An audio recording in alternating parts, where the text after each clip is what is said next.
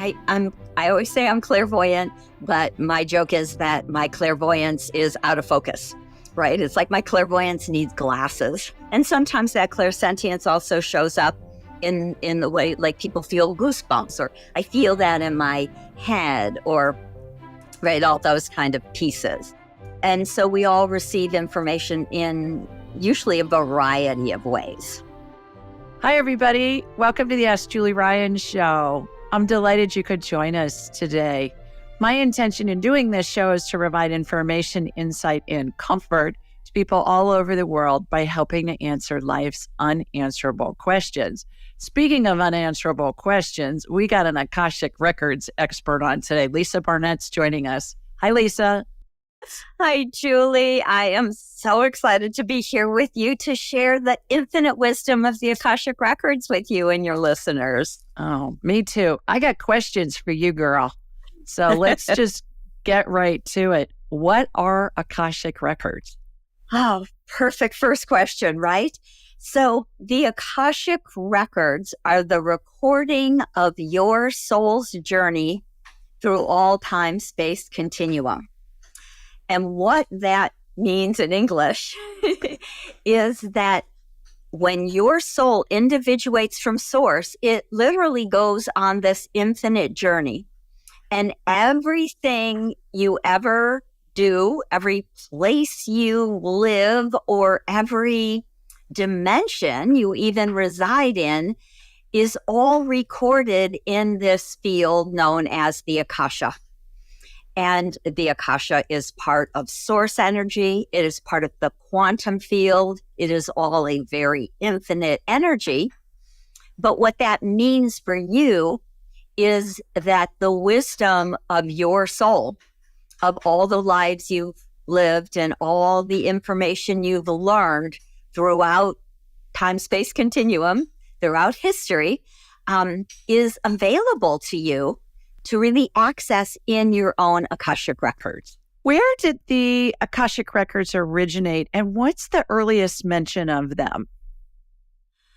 Ooh, great questions. So the Akashic Record is an energy which is part of source. And so I'm going to say it originated in the beginning, whenever that was, right? So it's not a date. So if you imagine that every soul has this energetic ability to record its journey, every soul, everything, there are galactic Akashic records, there are infinite records really of like stories of planets. Now, I'm going to say that most of it is not that accessible to us, but it is there. It is written in this infinite energy of the Akash. So again, it's more like looking at that as the energy of your soul's journey is recorded in source energy in this quantum field. So it's always been there. But for us in humanity, I believe that people really started to kind of realize and talk about it and access it thousands and thousands of years ago. But it has been written about in some of the ancient texts, in the Torah, in the Bible. They refer to it as the Book of Life. And so it has been mentioned in different spiritual texts, probably more over the last 2,000 years. How does one become an Akashic Records expert? Tell us a little bit about your journey. So my journey actually began as a toddler, which may sound a little bit odd, but when I was very small, I literally was a toddler and I didn't have a lot of language. I remember standing in the kitchen with my mother, and I was trying to tell her something. I was probably on some long tirade about something. And as my mother blankly looked at me and didn't know at all of what I was talking about, I remember my first memory, literally like looking at my hands and thinking, oh my gosh, I'm back in a body. Like I'm trapped was literally the feeling I had. And I remember kind of the remembrance, the knowing, that memory of not being in a body.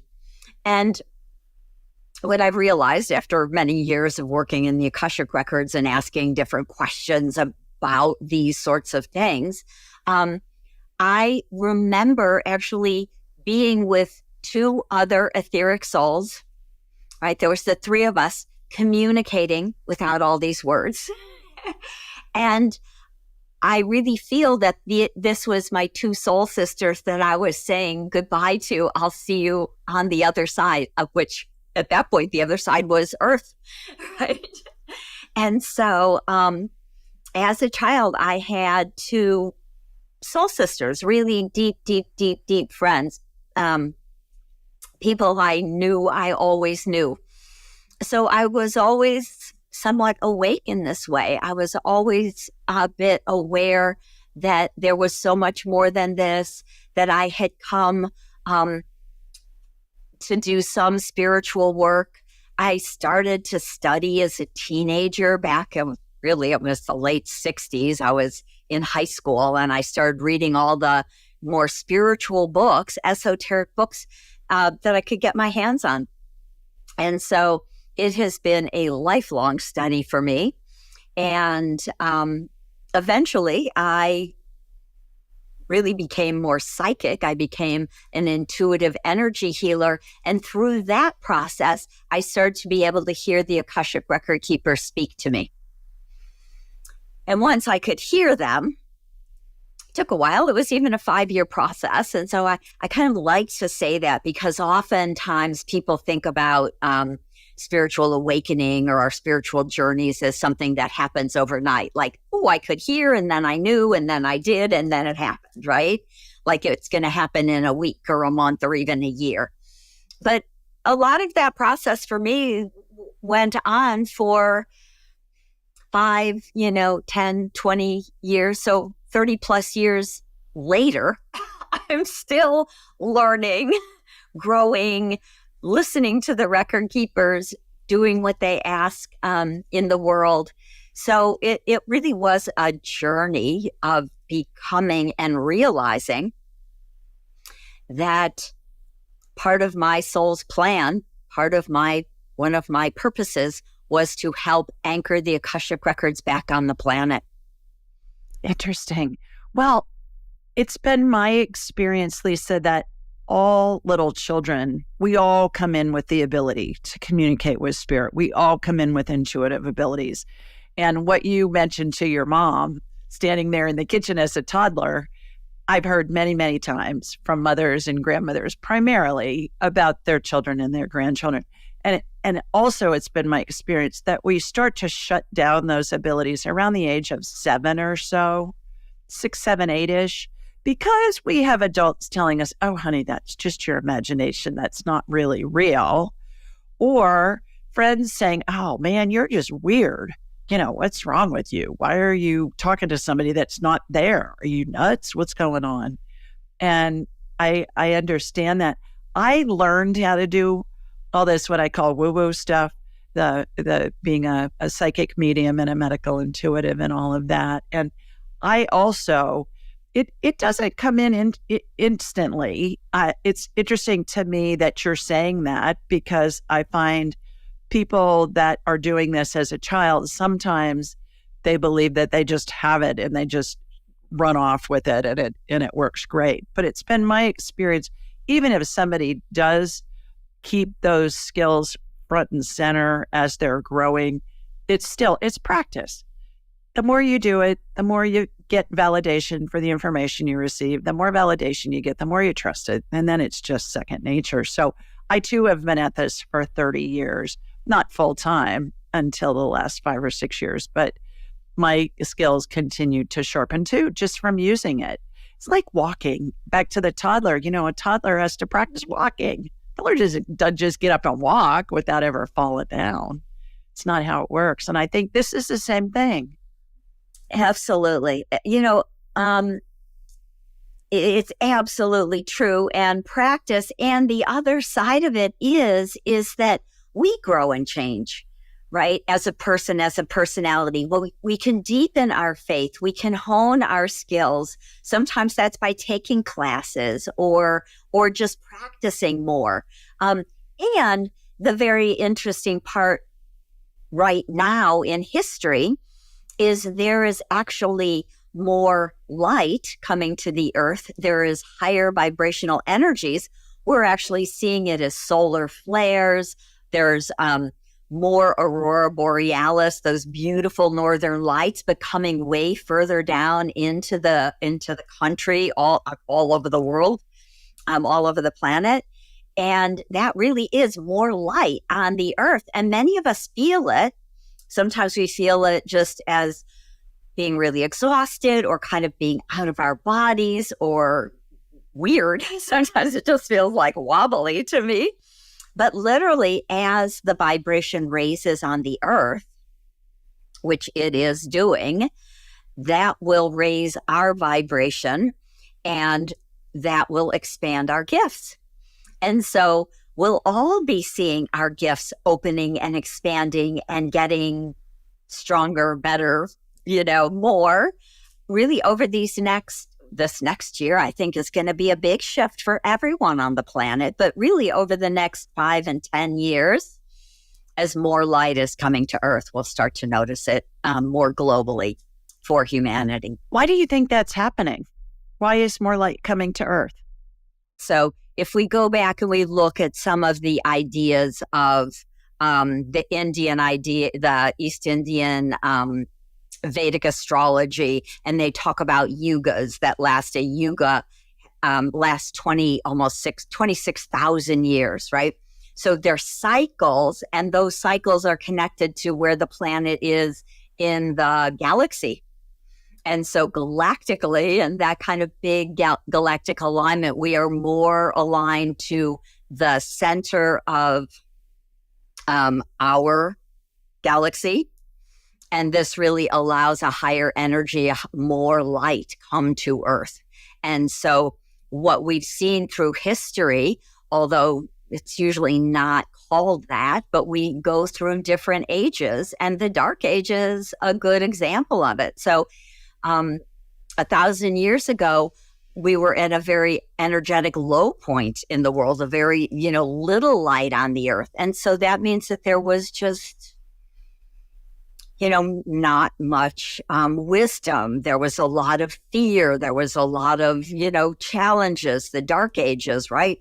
A lot of people got killed, a lot of wars, a lot of fear of the devil, etc. And so, it's taken 1,000 years to come out of that, but literally completing this cycle, we're moving into a new golden age.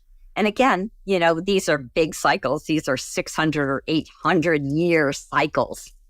So we've just stuck our toe in that water, and I really believe we'll start to see it quickening. But we stuck our toe in that water back in around the 70s. So, now 50 years later, we're starting to notice it and feel it. So it's kind of that slow. So over the next 50 years, I think we'll see phenomenal changes on the earth and with humanity and consciousness raising. Interesting. The 60s and 70s too, the hippies, the flower children, all of that, the age of Aquarius. I think that really was a big shift, wasn't it, of this opening up. I actually am thinking, I'm listening to you talk about all this galactic stuff. I'm thinking, well, I need to find an astrophysicist to have on the show to talk about this, because it's fascinating listening to you discuss this. I wasn't aware of it, but I can read, I can learn. Right. And that's exactly what the dawning of the age of Aquarius was in the 60s. That was the dawning. That was the beginning of this new age, which is, again, astrologically, we've moved into Aquarius. And just, right, again, very, it was dawning. We were sticking our toe in the water back late 60s, early 70s. And so we thought that by 2012, which again, was the end of the Mayan calendar, right? A lot of people thought that might be the end of the world, but to me, that was very much the end of that cycle. And so that was the end of that calendar cycle. And now we moved into this new one. So even if you're looking, the more astrologically, it really did start. I don't know if there's a real hard date anywhere around that, but I'm, going to say that late 60s, early 70s, 2012 was a big pivotal point. Wasn't nearly as strong as I actually believe this shift, there's an ending. So what the record keepers tell me is that this year we are completing many patterns and programs that have held the earth in an old ancient energy, which is not beneficial for where we're going, what we're here to do spiritually, consciously. And so a lot of those patterns and programs have been being worked on, cleared, released with light workers energetically, really astrologically. It happens naturally, but a lot of us, people who have been part of these through many, many, many, many lifetimes, the record keepers tell me that I've had 1,000 lives on Earth. So coming back, that was part of my purpose, was to help anchor. That's what they asked me to do. Anchor the Akash back on the planet, because they had pulled the energy away during the Dark Ages.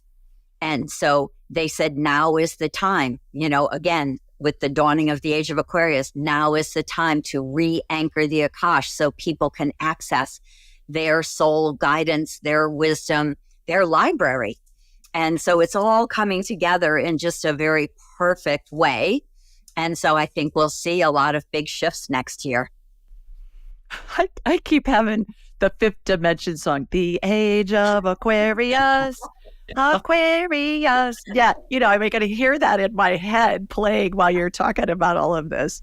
How funny is that? Well, that's really exciting. I think so many people think, our planet's in so much trouble and there's never been more strife and more opposites and more fighting and blah, blah, blah, blah, blah. And that is just not even remotely true. If you go back in history, we're really in pretty good shape. And I love to hear things like what you're talking about. Yeah. Are there conflicts? Yes. I think the 24/7 news cycle keeps us ensconced in it for those of us that subscribe to that. And I think it raises fear, because fear gets eyeballs and ears listening, and eyeballs watching and ears listening. And it's all about increasing the number of people that see the stories or hear the stories, because they get bigger ad dollars for it. So I think people here in America say America's never been more divided. And I say, well, did you ever hear about the Civil War? Seriously. What? Yeah. So I don't buy that for a second. When you access the Akashic Records, do you see something? Do you hear something? Do you feel something? What's your technique? What is it that you experience when you're accessing them? So I activate really a lot of the clairs, which are the clairvoyance, claircognizance, clairsentience, right? Seeing, hearing, clairaudience.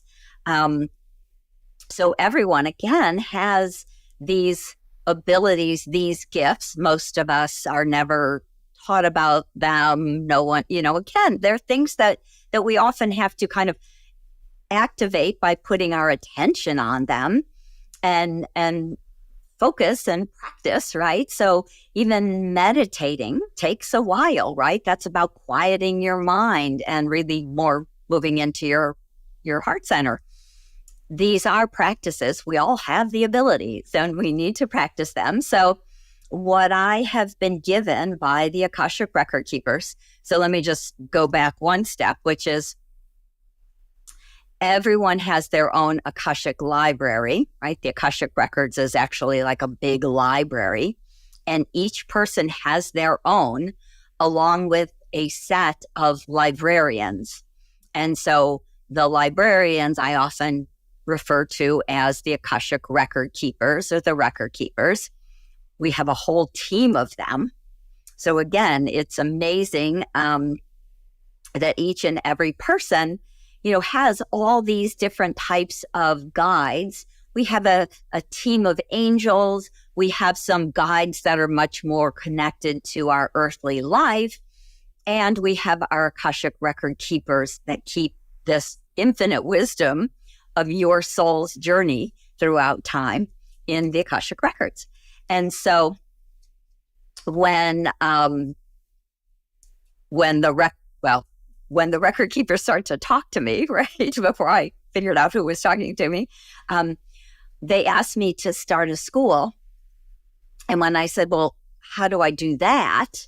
They said, we'll help you. We'll give you energetic keys to access the Akashic Records with ease. And those keys came in the form of sacred prayers. So when I teach my 5-step wisdom prayer system, what that does is it gives my students the key, it's a sacred prayer, to energetically open the doors, move into that space and field of the Akashic Records, and helps them to start to align and attune to their record keepers so they can literally have a conversation with these beautiful beings of light that are here in support to each person. So the information does come through, again, because we're unique and we all kind of have honed different clairs. I always say I'm clairvoyant, but my joke is that my clairvoyance is out of focus, right? It's like my clairvoyance needs glasses. So I see kind of... And clairvoyance is being able to see things energetically. Right. Yeah. Right. So I'll see a fuzzy picture, kind of an out of focus, like snapshot, like a Polaroid, if you remember the good old Polaroid cameras. But it's enough information. So I get a picture, I receive claircognizantly, which is clear knowingness. That's what claircognizance translates to, clear knowingness, often coming through our heart or just kind of feeling that I just know the story. I know the information. So image, kind of that knowingness dropping in. I often will also hear clairaudiently, which means I'll literally kind of hear a sentence or a message. And as I start to speak it, often it goes from a sentence into a paragraph or sometimes a story. That's the record keepers kind of talking to me and through me. So that's clairaudience and a little bit of channeling thrown in there. And then the clairsentience, that's the feeling. That's the, it feels like this. It feels peaceful, or it feels light, or there's messages in that feelingness. And sometimes that clairsentience also shows up in the way, like people feel goosebumps, or they're like, oh, I got chills, or I feel that in my head, or right, all those kind of pieces. And so we all receive information in usually a variety of ways. Yeah. I find too with my students and with myself that a lot of it is predicated on how we learn. If we're a visual learner, maybe that's going to be the primary way that we access it initially, and then the other senses come in. Or if we're an auditory learner, or if we're a kinesthetic learner. And so how I teach is that let's see what works best for you. I don't think there's one right way and one wrong way. It reminds me of back in the day when a left-handed child would get in trouble if they didn't write with their right hand. Well, who cares how they write? Why does it matter? It's kind of my feeling about it. When I access, and I didn't realize, and I think this is the Akashic Records, I don't know, but when I access past lives, I've never heard anybody else do it this way, and it just came into me this way, Lisa, so I'm eager to hear what you think of it. I envision myself standing in this endless hallway, very narrow walls, very tall ceiling. On the walls are big square mirrors lined up vertically and horizontally. And let's say I'm working with a client. I'm working with Stanley. And Stanley wants to know if he was an engineer in a past life. So we'll ask a question. The mirrors that correlate with the question we ask will come out from the wall as just if they're on a hydraulic arm. And then I'll say, show me the one that correlates the most. And that one will come out the farthest. And then I envision myself going in front of that mirror. And it's like I'm walking into the mirror, like Alice walking in, to wherever she walked into through the looking glass at Wonderland. And then I'm given year, name, background, what's going on, all this stuff. And in most instances, we can corroborate the information with historic documents that we can access online. So it's really fun when that happens. So am I accessing the Akashic Records or just some past life thing of my client? What's going on there? Wow. Yes. No, that's very exciting and fascinating. I've never heard anyone describe it quite like that. I haven't either. I've taught thousands of people around the world. So that's really very cool. So I'm hearing, yes, you are actually accessing the Akashic Records. You are moving into that field. And so it is here and available to us. Really the thing that is kind of important to realize is it's a vibrational match. So when your vibration and your client's vibration are high enough and can match that energy to move into the Akasha, then you do. And that's actually how I first started kind of stumbling into the Akashic Records. I was doing psychic, intuitive, clairvoyant readings and healings. And every once in a while, I get this. Mine was more of a timeline. You got a kind of a hall. I would see it like all of this information kind of lined up like in a timeline. And it would be like laid out in front of me. Like, wow. Yeah. Yeah. And it took literally almost 5 years before I said, what is this? Yeah. Who is this? Well, I never realized it was the Akashic Records until the last few years, but I get amazing details. I mean, I can tell you what you were wearing. I can tell you what your house looked like. I can tell you, all this stuff. I'm a visual learner. I'm getting information downloaded into my head like you. I call those divine downloads. I'm hearing things. I'm feeling things. I'm smelling things. It's like everything's all involved. And this hallway too, which is really interesting, Lisa, is endless. And the mirrors look like some of them are smaller than a dot, and then it goes on forever. But the thing that cracks me up the most is those mirrors are lined up perfectly in vertical and horizontal columns. So I get that there's an order to it. And I think, okay, is it just whoever the keepers are were potty trained too early? What's going on with that? It's just like, are they just, which is interesting. On that. Right. I'll sometimes laugh and feel like, they really have the Dewey Decimal System down, right? Yeah. However that is. But the other way that I see it very often, and this started to happen many years ago when I would do something similar, like someone would say, I'd like to take a healing class. I don't know if I have any gifts. Do I have past lives? What can I know? And I would often feel like I was moving into just a void, like this just black space. And then from that black space and that question, I would see like a big spinning ball all around me, like I'm the center hub of a huge, right? Like I'm in the middle of the earth and it's spinning around me. And of course, my earth likes to be gold. But anyway, but they're just like streaks and lines. And I would say, okay, show me the lifetimes in which this person had been a healer or had gifts and talents that we can reclaim for them. And kind of similar, then those would like pop out of the bowl and they would kind of hold still. Like, so the ball is still spinning around, but those lifetimes have now shown up and they almost, for me, fall in kind of linearly, right? And so what I find is often the first life they give me, although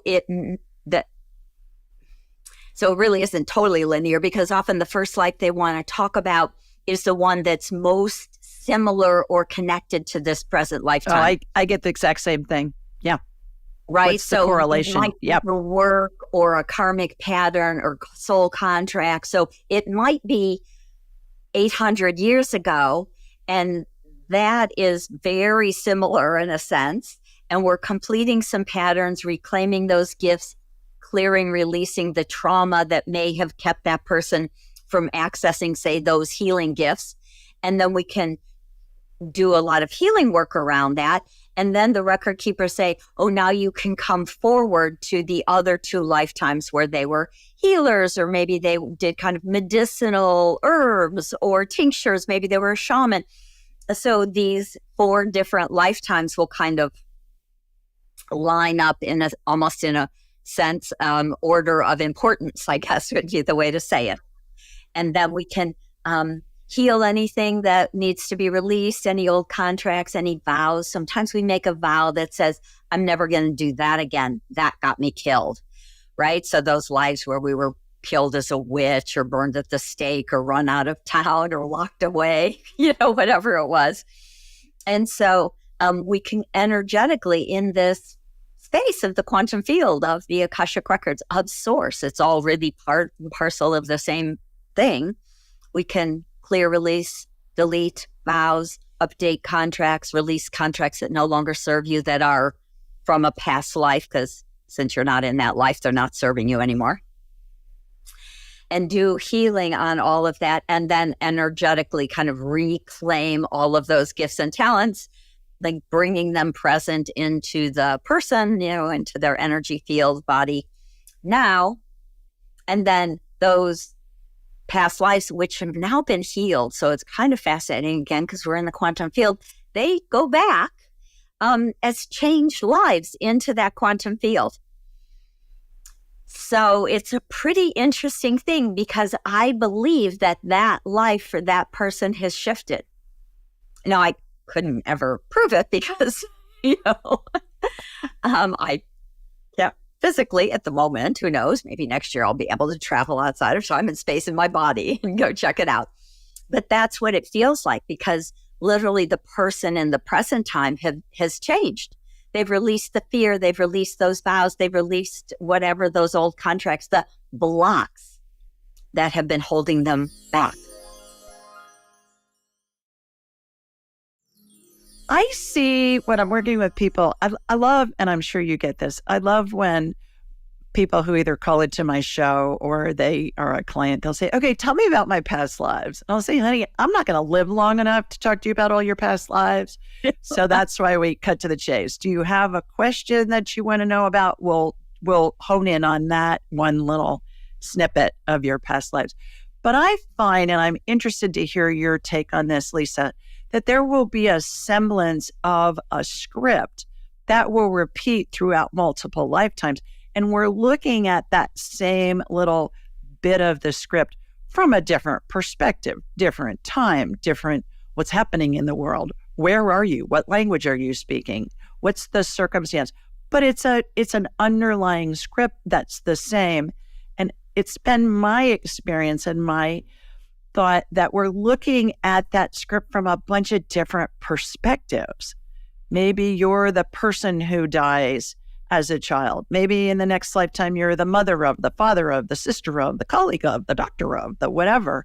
We're looking at a piece of that script from a bunch of different perspectives. What are your thoughts on that?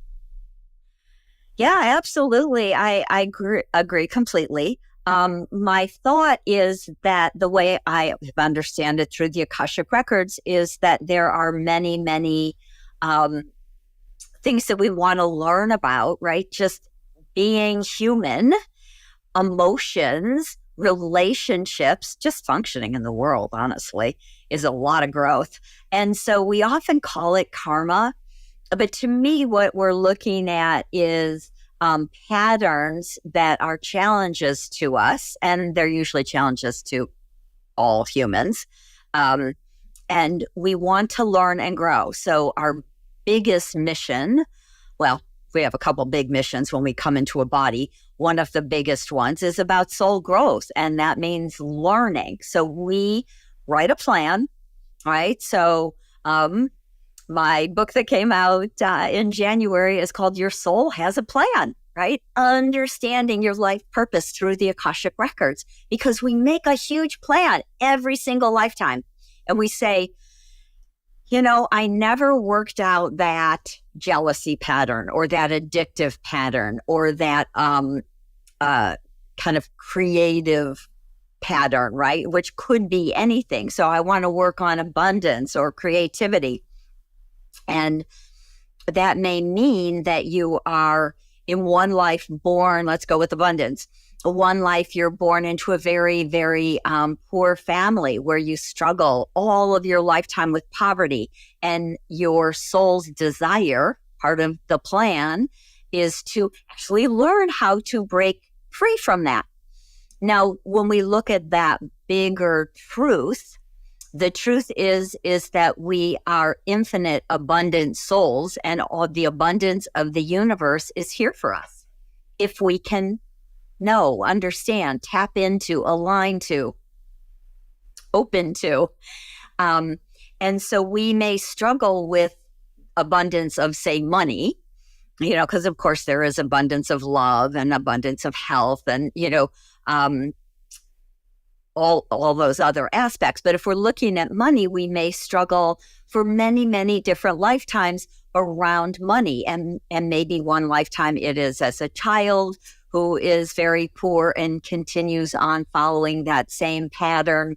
In another lifetime, you may have a lot of money, but be very poor relationship-wise, health-wise. Maybe you're wealthy, but you die all alone, and you even vow, I never want to have money again. Money was bad. That ruined my life, right? And so we're making vows. We're getting stuck in beliefs and the more human energies of emotions. Another lifetime it might be around, every time I get a little bit of money in the bank, something goes wrong, right? My cat has to go to the vet, my car breaks, et cetera, right? You've heard all of these stories. I'm sure you've seen so many of these different lifetimes, but they're all the lessons that we as infinite souls who are here to learn and grow and have some fun, we think this is fun, to experience. And after many, many, many lives in all these different ways and every different, kind of pattern, it might be 20 or 100 different lifetimes of struggle with money. We finally we get it. We realize, we have a change in consciousness. We shift our energy to realize a greater truth. And that makes life flow, right? So we get into that beautiful energy of the flow of abundance and knowing that in a bigger way. And so we create from that space of abundance. We do the work that we love and that we're called to do. But it's so much more than just a mindset, right? I can say, if you just shift to that, right? But it's so deep. And again, in our lives, we have ancestral patterns. We're born into families where there is ancestral lack and poverty. So it comes from our parents and our childhood and our ancestors. And it comes from the beliefs that we're growing up in, right? So levels and layers to work on. And the Akashic Records is one of the things I often work with my students in the more advanced classes around abundance, because there's so many layers to kind of understand. We go in the records and look at those past lives where we vowed never to have money, where we took vows of poverty, right? As monks or nuns or priests or ascetics in some, religion or other, we say, I vow never to take money for my God-given gifts. And so we have these vows. Anyway, so lots and lots of layers, lots of information to support us when we start diving into the Akashic Records. Absolutely. I'm glad you mentioned joy and fun, because I've heard many, many times, and I don't understand this from a human perspective, so I'm eager to hear your thoughts on this. I've heard from spirit a bazillion times. There's no right or wrong. There's no good or bad in the spirit world. It's just an experience. So they look at us going through something that we would deem to be horrific from a human perspective. And they're saying, wonder what she's going to do with that. What's she going to create out of that? How's this serving her? How's this benefiting her? And on and on. And then we humans look at that and we think, that's just twisted. How could that be? So I don't understand it from a human perspective. Where I go is it feasible? I've heard it so many times that I am satisfied with, well, it's feasible. I'll find out when I get to heaven. What are your thoughts on that? Well, my thoughts are that is the truth, right? And I often will say kind of truth with a capital T, because there are many unified truths. There are truths that have been held through many different religions and beliefs and philosophies, and that there is no right or wrong. There is no good or bad. We are not victims. We are not villains. I mean, we may show up that way in different lifetimes, but we created ourselves. And so the reason that it's important to start to realize that we wrote that plan, right? We made those choices. No one is making us do these things. We chose to be born into a family where we have lack and we want to learn about abundance. And some people have humongous breakthroughs around, say, money. And then they go on and teach that to so many people in the world. Or, of course, I think around addiction, Alcoholics Anonymous is a phenomenal kind of space example of a man who found God and was able to end his addiction through that, knowing that there is a higher source. So this is part of why we come, because we want to learn these kind of big sacred truths, and we really want to share and teach that to other people in the world.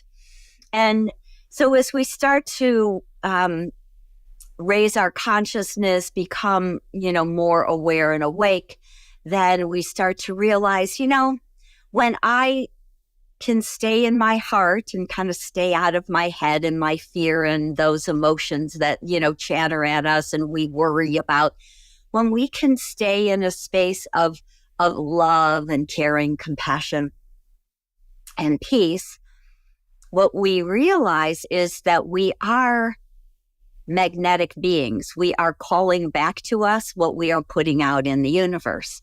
And so when we are putting out love and peace, we are calling love and peace back. So we can start to realize that these are creative energies. We are magnetic beings that have written a very complicated plan to learn and grow and to share the learning, to share the gifts, to share the truth with others. And when we do cross over, then we go, wow, that was crazy. I can't believe I fell for the story, right?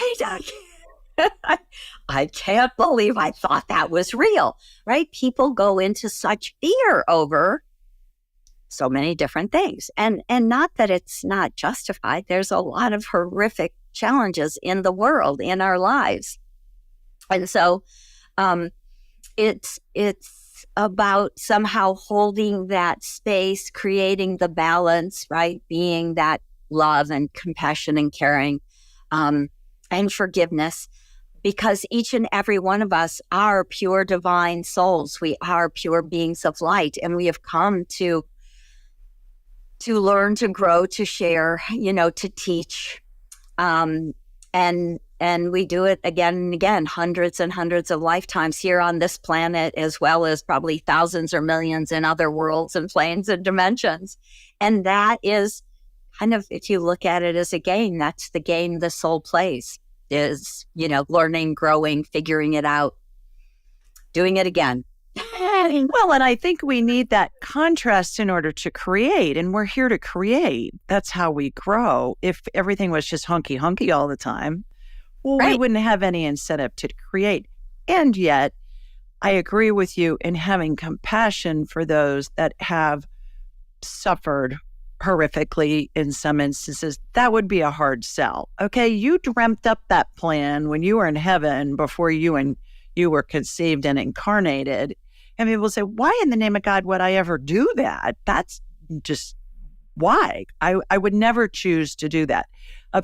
A parent who loses a child, why would they ever choose that? And yet there's a bigger story there. Perhaps I go back to maybe they were the child that died. Maybe they were in a different position, the doctor of, the colleague of, the whatever of, and they wanted to experience it as the parent of in this lifetime.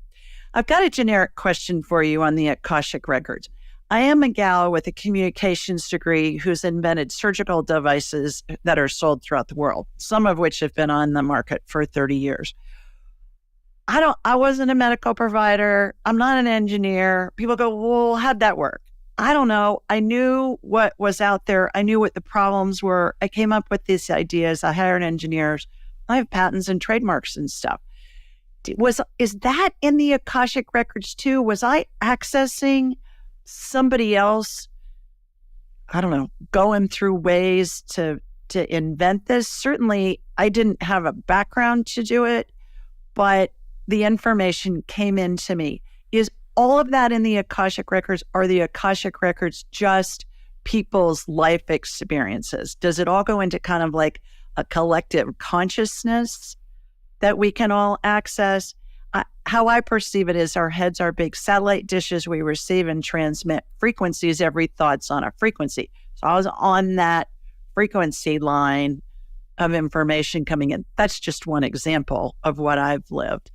Many other examples that I've lived. But is that part of the Akashic Records? Is that something else? What is that? No, it is part of the Akashic Records. So I have had so many clients who in their records and I will get that they have come to invent something. Now,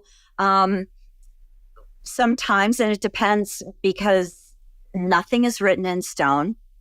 So you don't actually have to do anything that you planned. You can ignore it all. That's a big point. That was one of my next questions. Yeah. You come up with this. Yeah, you come up with this plan, but you don't. I want to find out what happens if you don't follow it. So with you as an inventor, what I would say is there's a combination of galactic energy, and when I say that, we are not alone in the galaxy. We are not alone in the multiverse. And so we have lived many, many millions, billions, no time, space, other lives in other planets, planes, and dimensions. And what the record keepers are telling me is that there are so many souls, so many blessed souls. We are so grateful that they are coming to create new inventions to help us to, again, heal a lot of what we've done to our planet, right? Fix the water, fix the air, fix and help to be able to create the kind of more beautiful garden planet that this started out to be. So there are souls who write into their plan like, hey, I want to come and bring that invention. I want to help humanity. I want to create this item, whatever it might be ecological or medical, or, I know there are souls out there that have soul plans, soul contracts to come up with some new inventions, say to heal cancer more easily, quickly, efficiently, without so much illness and destruction in the process, right? But the right person has to kind of remember it and listen. So that's a big piece, right? You got the information, and instead of saying, who am I to do that, right? I'm not a doctor. I'm not a medical anything or whatever. Instead of ignoring it and walking away and going on, with communication, which you could have easily done, you said, ooh, I get this. I'm going to do it. I'm going to get experts to help me and do it. So it's absolutely part of your soul's plan and the contracts that you wrote to bring forward new inventions to help humanity. And so that is written in there. And we are ancient souls for many different worlds. And the other thing that what they were saying that was interesting about you specifically is that you brought part of what was helpful is you brought that back from the future. So your future self helped you to believe that this was possible and what you were really to do. So kind of this future information helped you to go, oh, I can do this. You know, whether you ever thought, I know I've done it or anything like that. Your future self was like, this is possible. We got this. We can do this. This is how. Well, it's interesting. I'm remembering when I was probably 24 or something. I had just moved to LA, and a gal who was a friend of mine got me a reading with some psychic to the stars. Kenny Kingston, I think his name was. And he said, I'm sure he's long deceased because he was elderly when I met him. But he said, everything you do in this lifetime is going to involve healing in some way because you've been a healer in many, many, many lifetimes. You've been doctors, you've been healers, you've been all this other stuff. And everything you do is going to involve healing in some way. So what did I do right out of college? I was in the medical supply industry. I've manufactured stuff. I've invented stuff. Now I'm doing energy healing. It's interesting that the healing thing is part of the equation in different modalities, if you will, in different segments. You know, actual selling stuff to help people heal, inventing stuff to help people heal, manufacturing stuff to help people heal. Now doing the energy healing, and also not just physical healing, but also talking with deceased loved ones helps a person heal their grief. Working with past lives helps a person heal whatever it is they're dealing with from an emotional standpoint, you know, all of that. So it really is fascinating. Thank you for answering that so succinctly. That's been something I've always wondered. Is this all part of the Akashic Records?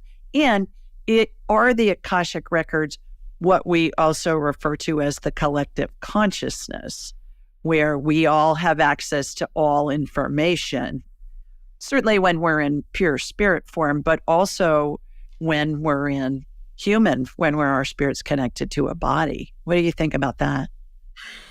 Well, I think that we're really very complicated, so it's not as simple as one thing or the other. So what the record keepers say is that if you imagine, again, you have a whole huge library filled with, let's just go millions of books. That is your Akashic record, past, present, future, right? It's written. It's not written in stone because it is malleable, but it is written. And this is about you and your soul. Now, there are records of the planet. I believe there are huge records that I call like science, that hold a lot of this information and probably hold some of this kind of information that would be like about some of these scientific inventions, say, that we can tap into. But the way I'm hearing, because the record keepers are always kind of chatting away at me, what I'm hearing is that, say for you, Julie, when you wrote that contract to create a medical device, say, to help humanity, right? Your big contract was to help humanity, you know, in this healing way. For you, it wasn't one area because you are so ancient. You have had so many hundreds and hundreds and hundreds of lifetimes that you had so many modalities you could tap into and remember from all of these books in your library. So that's why you've been able to do it, you know, with medical devices and talking to loved ones and, you know, all of your other gifts and all of these different talents, because people like you and me have come back at this time to bring those gifts back and share them with the world. Not just one. A lot of people who are old souls, but maybe a little younger, they may come back and maybe they become an acupuncturist because that's the big gift and talent they wanted to share. with humanity right now, or they might be a hands-on healer or psychic or. So they may pick one modality in the to express in this one lifetime. But some of us, there's just so much stuff we want to share, right? So when you talked about all those books, I got goosebumps, which is validation from spirit in my book, that I founded 9 companies in 5 industries. I mean, people think, well, are you just schizophrenic or what? I'm like, no, I just was interested in stuff and took money from one company and founded another one and played with that and then did something else and something else. So that makes total sense to me with these books. Circling back around to, we have a plan, but we don't necessarily have to follow it. Is that where free will comes in? Talk about that and tell us about what happens if we don't follow it. Do we just live a life of strife? What happens? Well, it's very interesting because, yes, we write this whole huge plan. We come into a body. We have complete amnesia, or at least most of us have complete amnesia. And then we don't remember the plan. And so we go, stumbling forward. So those who listen to spirit, who listen to their higher selves, who follow their intuition, follow their heart, obviously it makes it a little bit easier. If you have a life where you are loved and life is not really, physically traumatic and challenging, it's a little bit easier to spend more time in that consciousness. But we have free will. So even when the record keepers said to me, we would like you to help us anchor the Akash back on the earth because we had pulled it away 1,000 years ago. Will you help us? I said to them, I have 3 babies. What are you, crazy? I literally had 3 toddlers. My son was 1.5 when my twins were born. Oh, my. And I was a little on the overwhelmed side, let me just say. I bet. But I felt it. I knew it was truth. They said, you were one of us. You came to help re-anchor the Akashic Records with us. We will help you and support you. And I said, I had a moment of choice. I could have said, no, I'm just going to be the mom in the suburbs that I am. But I said, no, I'm with you. I feel that. You got to help me all the way down the road, and I'm in. And so it was a choice of free will. If I had said no, they probably would have never talked to me again, or who knows? But and that takes courage to say yes. It takes a lot of courage to go, oh, well, I don't know how to do this. How am I going to do this? And You're led every step of the way. And I'm sure there were times when you were thinking, what the heck did I get myself into here? Right, absolutely. And also along that way, I knew they were there when they said start a school. We want you to start a school because you're very galactic. You are a healer. You have all these gifts that we want you to share through the Akashic Records and anchor this on earth and teach this to other people. And I said, how? And they said, we'll give you this 5-step wisdom prayer system. No, they didn't quite say it in those words. We'll give you, vibrational keys. We'll give you these sacred prayers. And they did. And I said, okay, let me give these prayers to some of my friends who I knew could access the records. And I said, try this, see if it works. And every one of them, there was about a half a dozen or so, all of them came back and they said, wow, that was amazing. It was easy and light and deep all at the same time. Yes, these work. This is great. And I said, good. Okay, now I can go ahead and write these down and start a school and do all of this. But of course, it's a process, just as you know. Yeah. I mean, all those companies, it's a lot of work, but it's filled with our own passion and our joy that really is driving us to share this wisdom and this light and these gifts. And so in a way, I think for many of us, it's harder to say no than to say yes, right? To shut that door, to take that that step. I would probably have spent my life saying, what did I do? What happened? But when I published my first book back in 2015, I won an agent in a book contest. I won an agent who got me a book deal, right, with a publisher. And so that's when I realized, because the record keepers had said, it's time to write a book. And I'm like, I don't know how to write a book,